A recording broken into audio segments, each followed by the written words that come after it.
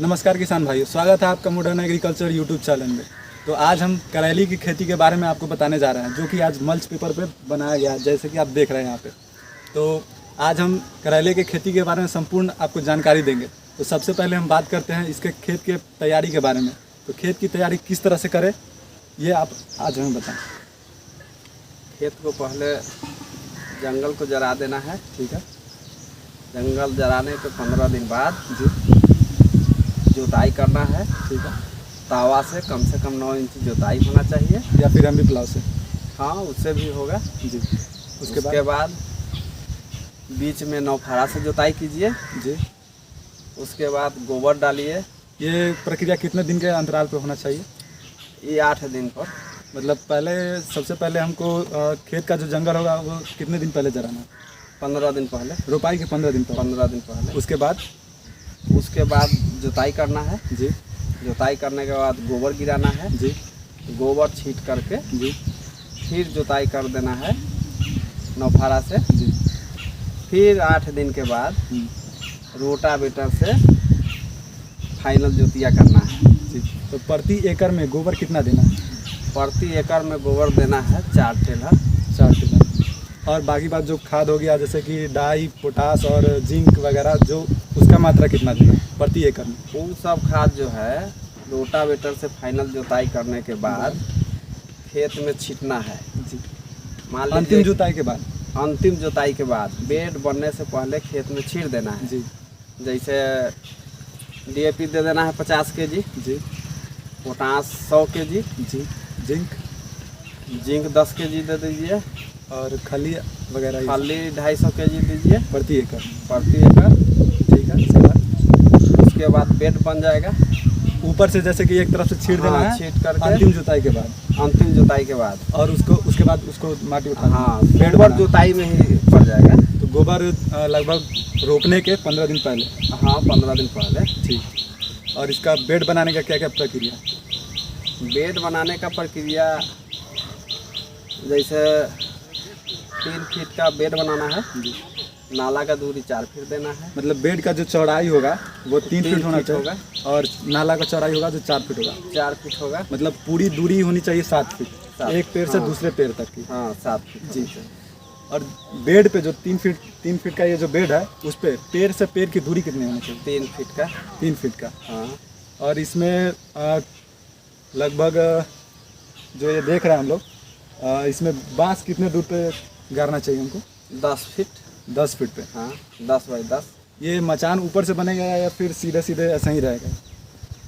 Side से भी बनेगा, खम्मा से भी फलते हुए जाएगा। जी। और उसके बाद में ऊपर ही मचान कर लेते हैं कि प्रति जो पेड़ से पेड़ की दूरी है वो तो लगभग 3 फीट है। 3 फीट है। और एक जो होल किए हैं इसमें, जो पॉलीथीन का दिख रहा है, उसमें प्रति बीज डालेंगे या फिर जो सीडलिंग लगा कर डालेंगे? नहीं वो डायरेक्ट बीज डालेगा। बीज वाला ज़्यादा अच्छा होता है या सीडलिंग डालना अच्छा होता है? ना बीजे वाला अच्छा होता है। सीडलिंग में ऐसा मतलब कुछ आप अपना कुछ है, रोपने के समय थल्ले फूट जाता है, सूख जाता है। जी। रोपने के बाद उसको 10 दिन लगता है, फिर नया जल्ला देगा। जी। उसके बाद प्रोग्रेस में आगे आएगा। ये जो है डायरेक्ट रोपाता है। जी। तो एक ही बार में अपना बढ़ते चला प्रोग्रेसिंग इसका चलते ज़्यादा अच्छा होता है। हाँ। तो फिर 1 एकड़ के लिए कितना बीज का ज़रूरत होगा? 1 एकड़ में बीज कम से कम 300 ग्राम। और कितना पेड़ लगभग? पेड़ लगभग 1600। ठीक है। अब इसमें बात करते हैं हम कौन कौन सी बीमारी लगती है और कितने दिन पर कौन कौन सी दवा का छिड़काव करना चाहिए, तो उसके बारे में। करेला में बीमारी कोकरा होता है। जी। बाजी होता है। जी। उसके बाद में इसमें गंदगी ज़्यादा पकड़ता है। जी। जब लगभग 40-45 दिन होता है उसके बाद ही मोटा वाला पिल्लू धरता है। जी। तो उसके पहले कीटनाशक नहीं, सिर्फ फंगीसाइड चलेगा। फंगीसाइड में आपका हमारा हो गया कार्बेंडाजिम या मैंकोजेब। हाँ। फिर रेडोमिल वगैरह सब हो गया। हाँ वो सब चलेगा। ठीक है। फिर कोकरा रोग के लिए कोई मेन दवा? कोकरा रोग के लिए मेन दवा कुछ नहीं है, मंचे है। मंच पर लगेगा तो कोकरा रोग नहीं पकड़ेगा, बहुत 9 के बराबर भरेगा। अगर मंच नहीं रहेगा तो इस समय वाला कोकरा से नहीं बचेगा। अगर मान लीजिए किसी पेड़ में कोकरा लग गया तो उसको क्या करेंगे, उसको उखाड़ कर फेंक देंगे या? वो फेंका जाएगा जी। कोकरा का इलाज पहले ही है, मैकोजाम देते रहिए, सल्फर दीजिए, तो वो कोकरा रोग आएगा लग गया नहीं आएगा, पकड़ लेगा तो उसको उखाड़ कर बिक देना है। ठीक ठीक है। तो बात करते हैं इसमें हार्वेस्टिंग, मतलब कितने दिन के बाद इसमें फल देना चालू हो जाएगा? फल लगभग 40 से 45 दिन में पकड़ लेगा, फल देना चालू हो जाएगा। हाँ। और ये सबसे ज़्यादा पीक लेवल जब करते हैं कि सबसे ज़्यादा प्रोडक्शन कौन से टाइम में होता है? वही कितने दिन बाद? वही 60 दिन के बाद पकड़ लेता है रफ्तार। और प्रति एकड़ इसमें कितना हम उपज ले सकते हैं? प्रति एकड़ वही लगभग 150 क्विंटल, 150 किलो, क्विंटल। 150 कुंटल प्रति एकड़। हाँ यही होना चाहिए, कम से ज़्यादा 200 पर भी जा सकता है, 2 टन भी जा सकता है। 2 टन अपना मैनेजमेंट के ऊपर। हाँ। और इसमें और कोई अपना अनुसार से कोई अपना एक्सपीरियंस बताइए करेले की खेती के। और इसमें क्या है, जब वो फलन पकड़ेगा तो उसके बाद में नाली जो बचेगा उसमें खाद पानी पड़ते रहेगा, डाई पोटास, यूरिया बहुत कम पड़ेगा। जी।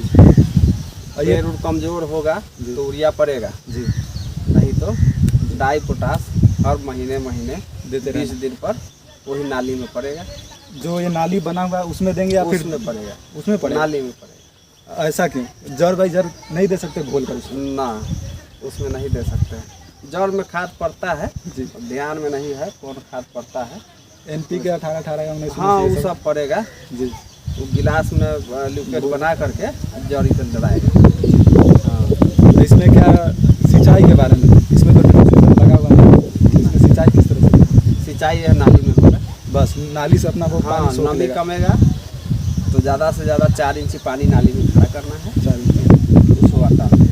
ड्रिप सिस्टम और ये जो फ्लड इरिगेशन जो जिस तरह से नाली में बहाते हैं, दोनों में से कौन सा अच्छा? अपने यहाँ के मिट्टी के लिए जी। नालिए ठीक है। नाली ड्रिप जो है, ड्रिप जहाँ सुम्हा बालू मिट्टी है वहाँ पानी ड्रिप से जो गिरता है वो लगभग 1 हाथ 2 हाथ तक के सेव जाता है। जी। और अपने यहाँ वो नहीं जाता है, जहाँ गिरता है वही सेव रह जाता है। हाँ, ठीक। काला मिट्टी है जी। बलुई दोमट मिट्टी में हो तो वहाँ पे हाँ हम वो सब पर ड्रिप काम ड्रिप करेगा, कर सकते हैं। हाँ काला मिट्टी पर ड्रिप काम नहीं करेगा। ठीक। तो करेले की इस खेत में हम लोग करेले लगा रहे हैं, जबकि यह लगभग पेड़ से पेड़ की दूरी 3 फीट बनाई गई है और यह मल्च पेपर में बनाया गया है।